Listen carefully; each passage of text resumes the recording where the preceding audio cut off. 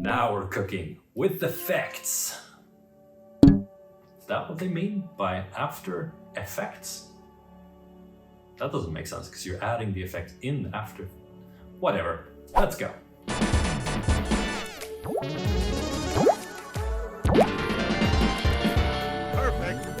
Let's talk about what effects actually are. If you've ever used Photoshop before, the effects in After Effects are very similar to the filters in Photoshop. Why they have different names, I'm not really sure. Some of them are even the exact same, like the Gaussian blur, the lens flare, and a couple other effects that you find in Photoshop can be found here in After Effects as well. Let's just have a quick look at the effects we have available. So we have a couple different categories here, and in those categories there are a lot of different effects. Now, I'm not going to go through every single effect here, because that would take an extreme amount of time to go through, and luckily there is actually a person who has done this. I highly recommend that you go to Jake in Motion and check out his playlist that covers every single effect that comes by default in After Effects. So we'll just create a new composition. We'll name it Beam 3000 by 3000, and duration, let's just set it to 10 seconds like the rest of the spaceship. What I'm actually going to start off by doing is draw a similar shape to what we had before. So I have something that looks very similar to what we had before, but the benefit of doing it in its own composition is that we can now focus on just the beam itself and use a couple effects to help us along the way. I'm going to name that layer Beam, and I could apply an effect directly to this layer, but what I'm going to do instead is I'm going to go Layer, New Adjustment Layer, and an adjustment layer just sits at the top of your layer stack and affects everything below it. So on this one, I'm going to go Effect, and I'm looking for the Distort category, and I'm going to use one called Turbulent Displace. Our beam has been distorted, and we have a couple different settings here that we can change. So I'm just gonna move these numbers around a bit to get something that I like. And if I want to animate this, I can animate my evolution. So I'm gonna set a keyframe, then I'm gonna go to the very end, and I'm just gonna turn up the evolution to, let's say, 5. And we'll hit play. And we can see that we now have a little bit of organic movement added to our beam shape. We can also use another one called Wave Warp. So I'm going to go to Effect, Distort, and pick the Wave Warp. And to make this make a bit more sense, I'm just going to turn off the FX symbol for the Turbulent Displace for now. So we're not seeing the Turbulent Displace anymore, and we can just focus on the Wave Warp. In the Wave Warp, we have a couple settings here. So we can change the wave width, we can change the wave height. It's looking a little bit weird at the moment, and that's because of the wave direction. So I'm just going to turn that to be this way. And I'm going to turn up the wave width by quite a lot. Let's go to like 500. And I'm going to turn down the wave height quite a bit. Wave warping motion. And it's going up, so I'm going to turn my wave direction to be 180 instead, so it's moving down. And if I just exaggerate that a little bit more, you'll see it's wave warping downwards like the beam would from a spaceship. And now we have both of those effects acting at the same time to create our final beam shape. Now, the nice thing about designing the beam in its own separate composition is that we can add as many layers and as many details as we want, and we just have to worry about it inside of this beam composition. This way of working and this way of thinking is something we'll be talking a lot more about in the compositions video, so make sure that you stick around for that one as well. I'm going to duplicate that layer, and I'm just going to change that to be a different bluish color so we can clearly see them. And I'm just going to move the points in a little bit. So we now have one blue and one yellow beam, and they're both being affected by both the wave warp and the turbulent displace that we have on our adjustment layer. We're back in our spaceship composition, and we want to combine it with the beam. So I'm just going to take my beam composition and drag it in. Now it is way too big because the whole composition is the same size as our spaceship composition. So I'm just going to scale it down.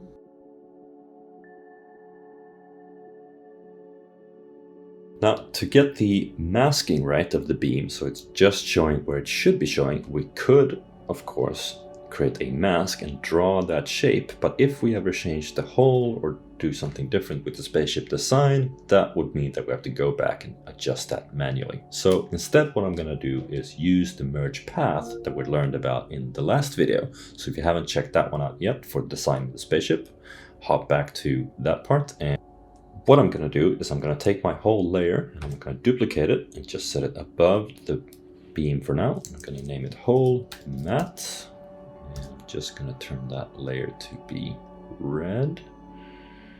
And now I'm going to create a new rectangle that's covering the top half where I don't want my beam to show up. Then I'm going to add a merge path to the layer.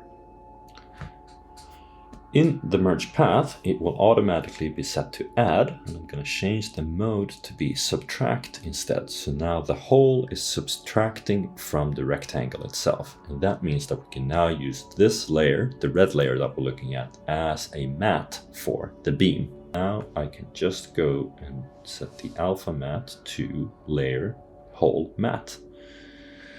And now I get two tiny little buttons over here, and I want to check this one. Click to invert the matte. And now we have our beam just showing up inside of that circle. We have our whole matte, which is no longer being shown. And what we can do is we can just take both of those layers and parent them to the hole. So whenever I move the hole, both of those layers will be following. I'm also going to select both of those layers and just change their color. So I can click over here and change their label to be purple, just so I can see that these two are related. And I don't really need to see the whole matte anymore, so I can just click toggle switches and modes, click the little shy guy, and then click the shy switch up here, and that layer is still in the timeline. It's just hidden in my view at the moment. Next up, we are going to place something within the glass dome. And for this section, I'm just going to go ahead and design a quick little alien guy. I'm going to speed up this section, but I'm using all of the same techniques that we learned in the last video. So if you haven't checked that out, go back to the last one and follow along on how we built this spaceship, because those are all of the similar techniques that I'm using to create this alien. So let's start off by just changing the radius so it's bigger. I can also grab the handles on screen and drag it like this, and I can see that I am indeed getting some distortion on this guy. Maybe I want to move the bulge center to be down here, or maybe I want to have it higher up, and I can just play around with the effect and see if I'm getting something that is what I'm after.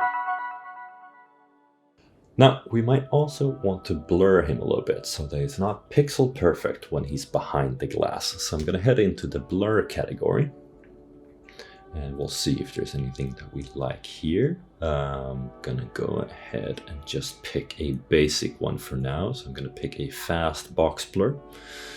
And just by turning up the radius, you'll see that he is indeed getting a bit blurry. Maybe that's a bit too much. I just need a little bit to sort of take the edge off. So now he is slightly blurry compared to everything else. And at the moment, it might just look like his asset is actually lower quality than the rest when it's blurred like this. So it looks like something that we've scaled up and that is causing it to be blurry. So to make the look that we're going for make sense, I think we also need to adjust the colors a little bit. And we'll go ahead and use an effect called CC Toner. For the shadows, instead of having them completely black, let's just color pick the shadows and pick the blue color. And we'll see they are now completely changed to that blue color. That's a bit too extreme. So we'll go ahead and darken that a bit. But we're making the black not really be black anymore, but be a shade of dark blue.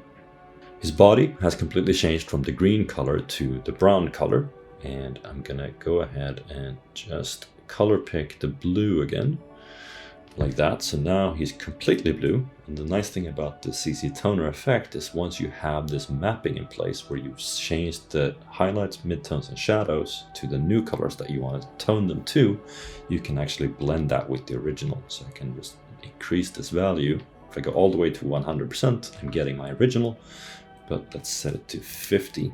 And we can see now that he is being pulled towards the blue shades and affected by the glass, which we're trying to make it look like he's placed behind. I'm gonna go layer, new adjustment layer, which will place it at the very top. And I'm gonna name this layer glow. I can again go up to the effects category, and if I know what I'm looking for, I can go to the correct category. But if I just know in this case that I want to apply some sort of a glow look to this composition, I could always go over to the effects and presets window and just search for the word glow and see if anything shows up. Now things turned very bright up here, and the reason why that is happening is because of the glow threshold and all of the settings that we have adjusted here. What I'm going to go ahead and do first is change my color A and B to be a color A. I'm going to set that to color pick just a yellow color. And color B, I'm going to pick the blue color. So for this one, I'm going to change the glow threshold to be a higher number. And that means that it's just affecting the very brightest parts. So I'm really targeting the white highlight up here because that highlight is 100% a white color. I can also turn up the glow radius, and now you're starting to see what's actually happening here. Still set to original colors in the glow colors, and that's why I'm getting this weird blue drop shadow looking thing, because the original colors were white and black. So I'm going to change the glow colors from original colors to A and B colors, which are the ones that we selected down here. And now I'm getting a glow that is in those colors instead. For the glow, what I can also do is I might want to have some glow applied to the beam down here. Again, because of the light blue up here that is very close to the white color that I don't want to be included in my glow, if I change the threshold and turn that down to also include the beam, you will see that the top half is very overexposed because of that color. So I'll name this layer glow top. I will then take a mask and just draw a mask around the top part like this, including my lights. And I'll then go ahead and just duplicate that layer and name it glow bottom. If I then hit the letter M, I will remove my mask and I can change the mode from add to subtract. That means that I'm now looking at this bottom part, and on the second layer, glow bottom, when I now turn down the glow threshold to include my beam, I'm only getting that glow applied to the beam in the bottom when I have my glow settings for the top half on its own separate layer called glow top. Now, so far we've used effects that are pretty straightforward and they do pretty much what you expect them to do. But to close off today's lesson, I'm going to show you how we can put the spaceship into a space scene and use an effect that you might not really think would be relevant to create that space environment from the very beginning. I'm going to go ahead and create a new composition. I'll just call it scene. And in this case, we're looking for 1920 by 1080 because this would be our final output that we're pulling everything into. And in this scene, I'm just going to take my spaceship composition and drag it in, scale it down a little bit so that it's a reasonable size.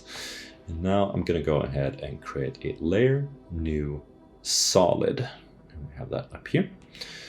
Doesn't really matter what it's named. I'll just make sure that it is the comp size, 1920 by 1080, and we'll click OK. We're going to drag that to the bottom. You just need a blank layer to apply an effect to. Solids are what you tend to use. So the effect that I'm going to use is called fractal noise. So I'll just go up here and search for the word fractal. And in this case, I want to be a little bit careful about what I'm selecting here. There's one effect called generate fractal. That is not what we're looking for at the moment. We're looking for the one called fractal noise. So I'll just go ahead and double click that with my solid layer selected. And to start off, we'll just go ahead and turn off the eyeball for the spaceship, and we're looking at a weird grayscale cloud thingy. And your gut reaction might be to not really think that this is in any way relevant to create a space scene, right? But the very powerful thing about fractal noise and the powerful thing about a lot of effects in After Effects is that you can do so many different things with them. So just so you have a clear idea of where I'm going to start off by using the fractal noise to create a star field in the background. And to do that, I'm going to start off by just turning up the contrast and lowering the brightness, so I get some bright spots here and there and mostly black everywhere else. And we're getting those weird cloudy type shapes, just a little bit more spread out. Still doesn't really look like stars. But if I go into the transform settings for the effect and I just start to scale that down, after a little while of scaling, this is starting to look like a star field, right? I can still change my values, so I can turn the brightness down even more, I can turn my contrast up or down, and now I'm just getting little white or gray specks here and there that from a distance really kind of look like stars. So with just a couple clicks and a bit of an idea in my mind of what I was going for, I'm able to transform the fractal noise effect, which doesn't look like it's going to be much help, to a star field in this case. Now, like all of the other videos and everything else I've said so far, most things in After Effects, there are 1,000 different ways of doing something. Building a star field like this using fractal noise may or may not be the best approach. You could do it with a particle generator, you could do it with actual photos of a star field, or you could create stars as actual shape layer assets. In this video, we're talking about the effects, and I'm showing off a couple different ones to get you comfortable with what you're able to do effects-wise in After Effects, and that's why I picked the fractal noise route. What I'm going to do is turn on the spaceship again so that we're seeing it in context. I'm then going to rename my black solid to be named stars. And I'm going to duplicate the layer and name it clouds instead. And for the clouds layer, I'm just going to go ahead and click the reset button for fractal noise to get it back to the default settings. I can then try to emulate some clouds from this, and it's already looking a little bit cloudy, but just to sort of see what I'm after, I can play around with the values. Maybe I don't want them to be uniform, so I can scale them to be wider than they are tall, and just mess around with the settings a little bit to get something that could pass off as simple clouds for this pretty basic example that we're working with here. So to be able to see through my clouds layer, so I can see both the clouds and the stars, I need to dive into the blending modes. And again, these are very similar to blending modes in Photoshop. Just like we have filters in Photoshop and effects in After Effects, blending modes also exist in both programs. To be able to see through my clouds layer, I want to get rid of the black and keep the white. So to do that, I will click the mode down here, and I'll change it from normal to be either screen or add could be a good option. I'm going with screen for now, and that will give me the stars in the background and the clouds are on top of that. So now we have a bit more of a complex space looking scene. To finish this off, I'm just going to use one last effect, and to that I again go layer, new, solid, and we'll just go ahead and add a lens flare. Now, this lens flare itself doesn't really look all that great. It may signal very early 2000s web design for you. There are a few options in here that you can change to 35mm prime, which will give you a little bit of a different look. You can change it to 105, also a little bit of a different look. We'll just stick with a basic one for now, like this, and I'm going to change the blending mode to be add for this one, so we're seeing it through the black and only seeing the rest. And I'm just going to place that off to the side like this, because that's really the only part that I'm looking for. And I don't really like these super noticeable shapes, so I'm going to go ahead and add a blur to my lens flare. I'm going to use the fast box blur again, just turn that up. And I don't like the sort of washed out white-ish color over here. So go ahead and add a curves effect as well. And the curves allow you to manipulate the colors like this. I'll just move the lens flare on screen so we can see it when we're doing this. But I can also change the channel from RGB to blue, for example. And that way I can tint this entire thing blue by using the curves like this. Play around with the values a little bit so I can have a bit more of a yellow hotspot and then bluer shades around that. Or I can turn up the red values a little bit and just play around with them a little bit like this. Then I'll take my lens flare and then move it off screen like this. So I'm mostly just interested in the glowing color over here. And then we can just duplicate that layer and have a couple different flares around different locations. And just like that, we've been able to add a couple effects to our spaceship. We've put it into a very simple scene that we've created entirely using effects only, just to showcase what we're capable of doing with the effects that come by default in After Effects. And we've now had a bit of an introduction into what we can use them for.